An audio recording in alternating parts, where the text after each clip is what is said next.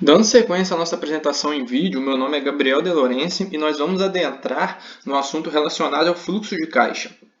O fluxo de caixa é uma ferramenta para controle financeiro de curto e médio prazo, que consiste no acompanhamento das entradas e saídas de recursos financeiros no caixa de uma empresa. Basicamente, ele vai dizer se a empresa tem ou não dinheiro para pagar suas contas, e para o Luiz ainda serve como uma ferramenta gerencial.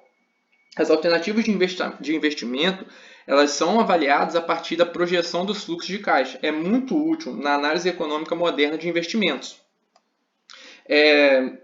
Nós fizemos aqui uma representação de um fluxo de caixa através de uma tabela. Note que no início, o nosso saldo é negativo. E a partir do primeiro ano, o nosso saldo aqui é positivo.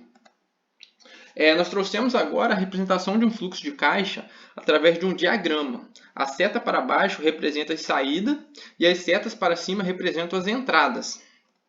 Em relação à emissão do relatório do fluxo de caixa, depende da frequência desejada pelo empreendedor. Depende do período em que a empresa se organiza. Se é mensalmente, o fluxo é emitido mensalmente, mas pode ser, por exemplo, diariamente, pode ser semanalmente, quinzenalmente. Nos exemplos anteriores, nós fizemos como se fosse anualmente. E agora nós temos aqui os itens do fluxo de caixa. O investimento inicial é o valor necessário para a empresa, para iniciar a empresa, mais o valor reservado para o primeiro mês de funcionamento até que as vendas comecem a entrar no caixa.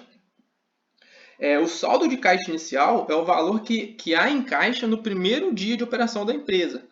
O total de vendas, que é o valor total de entrada de dinheiro do caixa, ele pode ser, por exemplo, uma receita de vendas, que é o valor que entrou das vendas a prazo, mais o valor das vendas à vista naquele período. Pode ser uma receita financeira, que são os valores referentes às receitas apuradas em decorrência de aplicações financeiras no período. Podem ser os empréstimos, que são aqueles valores que a gente pega de terceiros para iniciar um negócio, se for o caso de precisar de dinheiro, e por fim qualquer outra entrada de dinheiro no caixa da empresa.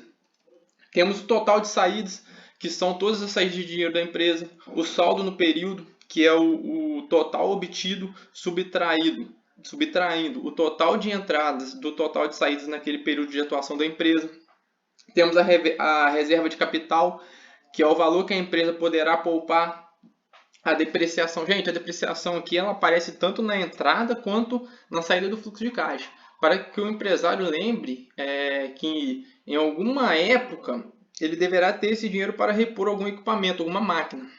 Temos o fluxo de caixa líquido, que é o valor disponível no primeiro dia de operação da empresa. Ou então é o valor transportado do final de um período para o início de outra. Esse cara, ele diz quanto a empresa tem disponível no caixa. Bom, e por fim, o fluxo de caixa basicamente apresenta a soma das entradas financeiras, subtrai as saídas, apura e apresenta os saldos. Podemos perceber isso no estudo de caso do livro. Note que o aplicativo deu o fluxo de caixa para todo o período da empresa. Nesse caso, nós colocamos aqui os 4 primeiros meses. Tivemos que dividir o fluxo de caixa ao meio para ser possível visualizá-lo.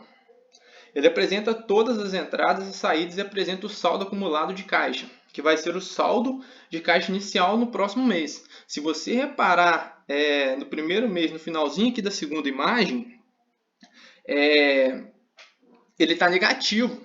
Então, esse valor negativo, no primeiro mês, ele passa a ser o valor aqui no segundo mês.